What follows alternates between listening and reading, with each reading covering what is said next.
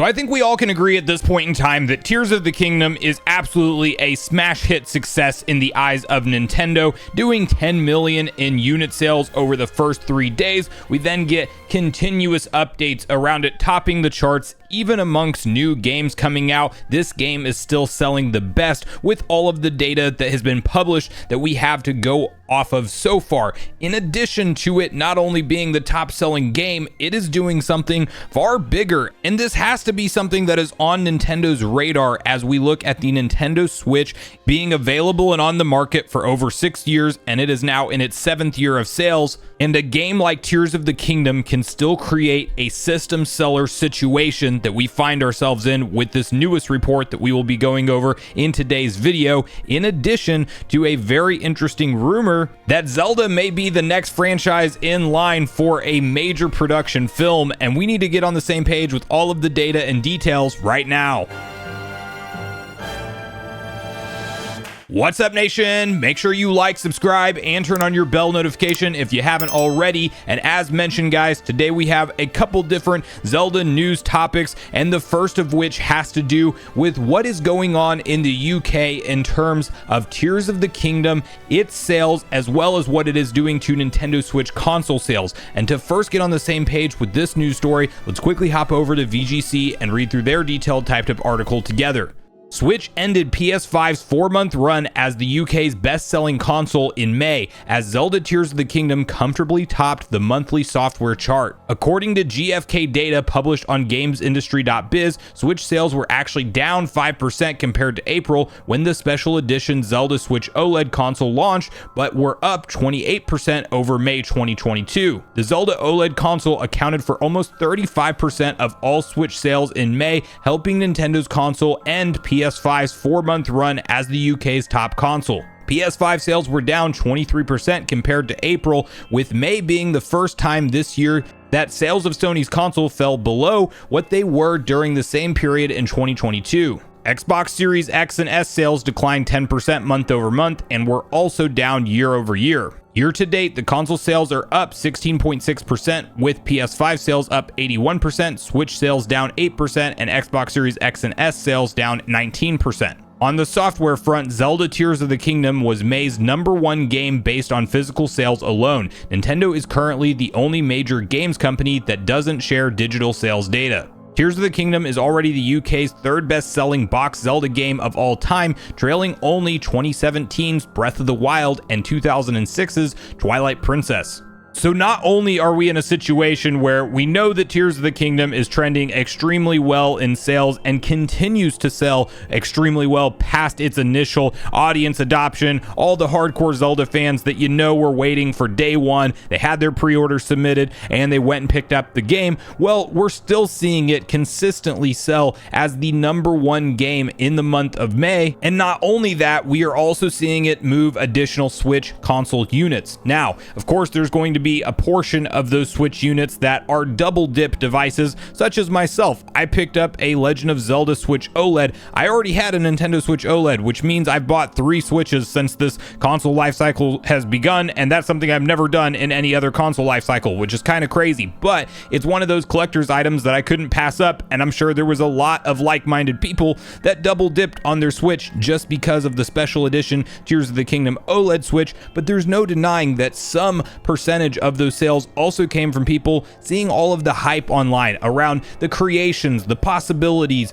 the different unique puzzles and abilities that you have as Link in Tears of the Kingdom, things going viral online. And surely there is a lot of people who are brand new Nintendo Switch owners today just purely based off the hype of the sequel to Breath of the Wild, the most successful Zelda game up to this point in time, and technically still the most successful right now in terms of total unit sales. And I'm curious to see at this point in time whether or not we can expect Tears of the Kingdom to potentially become the best-selling Zelda game ever. And I think that if Nintendo positions it in a way where it launches yet again on the next generation Nintendo platform within the next year or two, and maybe it comes as a complete edition with DLC added in, which, by the way, there is a quick side note on DLC. It's not that it's directly pointing towards it, but data miners have found some unlockable paragliders that are not in the game today, and it is linked to amiibo that are not officially released. So there's some speculation that maybe they release alongside of DLC or later on into the game's lifecycle, and that's when those actually become unlockable. I do think we're going to see at least one DLC pack, maybe even two for this game. And if Nintendo capitalizes on that continued momentum and then one day does a complete edition and relaunches it on a next-gen console with a performance patch to make things run at 60 FPS, you have a little bit of a texture upgrade in terms of the clarity and things, I think that this game absolutely does go down as the best-selling Zelda game ever, easily eclipsing that 30 million unit mark that it roughly needs to hit in order to become the best-selling ever.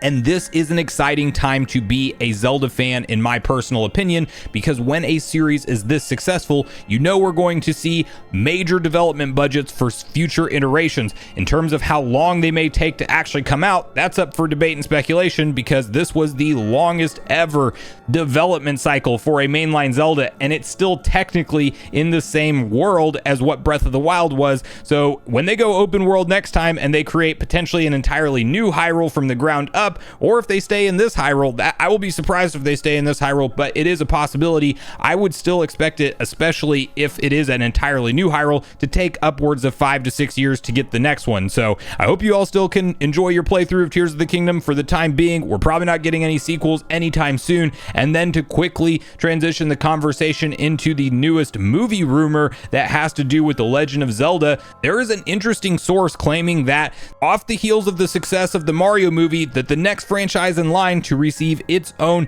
major animated push to the big screen is none other than The Legend of Zelda. And let me tell you, if this is true, they better not mess this up. This is a very protected franchise. The fans love it. They have to deliver an incredible story, and I do think that animated is actually the way to go versus live action for this type of movie if it is indeed real. But to first get on the same page with the details of the rumor, let's quickly hop over to Nintendo Everything and read through their typed up article together. Rumor: Universal closing in on Zelda movie deal, next Nintendo and Illumination partnership. According to reliable Hollywood insider Jeff Snyder, Universal is closing in on a movie deal for The Legend of Zelda. If accurate and things materialize, it will be the next partnership between Nintendo and Illumination. The two sides just released the Super Mario Bros. Movie a couple of months ago to massive success. Snyder said the following during the Hot Mic show: "We're going to put it out there. Again, not a big shocker, but from what I'm told, getting close to official, I'm told Universal is in fact closing a big deal for The Legend of Zelda. It's looking like the next big Illumination Nintendo franchise,